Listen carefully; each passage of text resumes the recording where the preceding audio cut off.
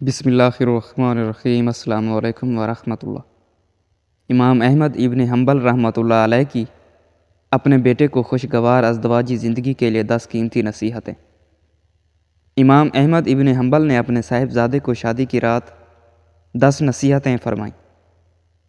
بیٹا، تم گھر کا سکون حاصل نہیں کر سکتے جب تک کہ اپنی بیوی کے معاملے میں ان 10 عادتوں کو نہ اپناؤ، لہٰذا ان کو غور سے سنو اور ان پر عمل کرو۔ نمبر 1، اپنی بیوی پر کبھی غصہ مت ہونا۔ چھوٹی چھوٹی غلطیوں پر ان کو مت ڈانٹنا، ان کے ساتھ پیار محبت سے زندگی گزارنا۔ نمبر 2، عورتیں تمہاری توجہ چاہتی ہیں اور چاہتی ہیں کہ تم ان سے واضح الفاظ میں محبت کا اظہار کرتے رہو، لہٰذا وقتاً فوقتاً اپنی بیوی کو اپنی محبت کا احساس دلاتے رہو اور واضح الفاظ میں اس کو بتاؤ کہ وہ تمہارے لیے کس قدر اہم اور محبوب ہے۔ اس گمان میں نہ رہو کہ وہ خود سمجھ جائے گی، رشتوں کو اظہار کی ضرورت ہمیشہ رہتی ہے۔ یاد رکھو، اگر تم نے اس اظہار میں کنجوسی سے کام لیا تو تم دونوں کے درمیان ایک تلخ دراڑ آ جائے گی جو وقت کے ساتھ بڑھتی رہے گی اور محبت کو ختم کر دے گی۔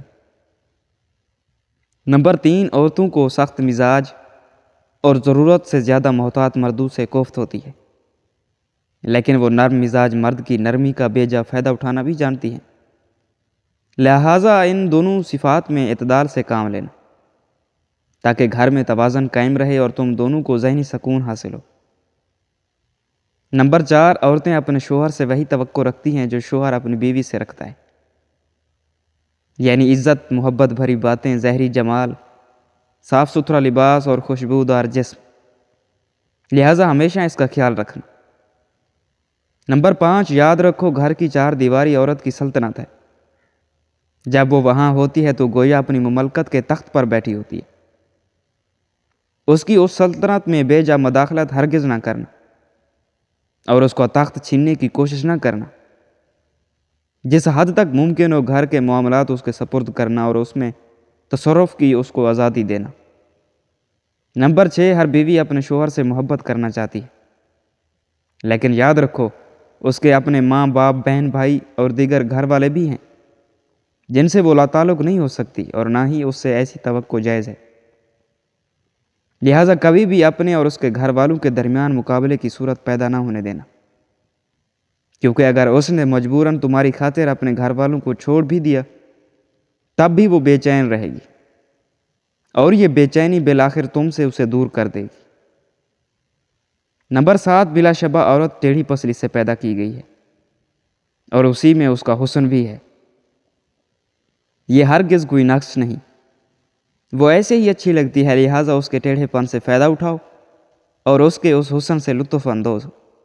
اگر کبھی اس کی کوئی بات ناگوار بھی لگے تو اس کے ساتھ سختی اور تلخی سے اس کو سیدھا کرنے کی کوشش نہ کرو، ورنہ وہ ٹوٹ جائے گی اور اس کا ٹوٹنا بالآخر طلاق تک نوبت لے جائے گا، مگر اس کے ساتھ ساتھ ایسا بھی نہ کرنا کہ اس کی ہر غلط اور بے جا بات مانتے ہی چلے جاؤ، ورنہ وہ مغرور ہو جائے گی جو اس کے اپنے ہی لیے نقصان دہ ہے۔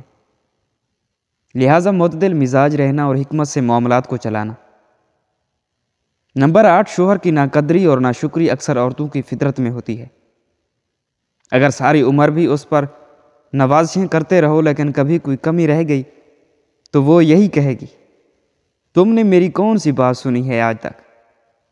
لہٰذا اس کی اس فطرت سے زیادہ پریشان مت ہونا اور نہ ہی اس کی وجہ سے اس سے محبت میں کمی کرنا۔ یہ ایک چھوٹا سا عیب ہے لیکن اس کے مقابلے میں اس کے اندر بے شمار خوبیاں بھی ہیں، بس تم ان پر نظر رکھنا اور اللہ تعالیٰ کی بندی سمجھ کر اس سے محبت کرتے رہنا اور حقوق ادا کرتے رہنا۔ نمبر 9، ہر عورت پر جسمانی کمزوری کے کچھ ایام آتے ہیں، ان ایام میں اللہ تعالیٰ نے بھی اس کو عبادات میں چھوٹ دی ہے، اس کی نمازیں معاف کر دی ہیں اور اس کو روزوں میں اس وقت تک تاخیر کی اجازت ہے جب تک وہ دوبارہ صحت یاب نہ ہو جائے۔ پس ان ایام میں تم ان کے ساتھ ویسے ہی مہربان رہنا جیسے اللہ تعالیٰ نے اس پر مہربانی کی ہے۔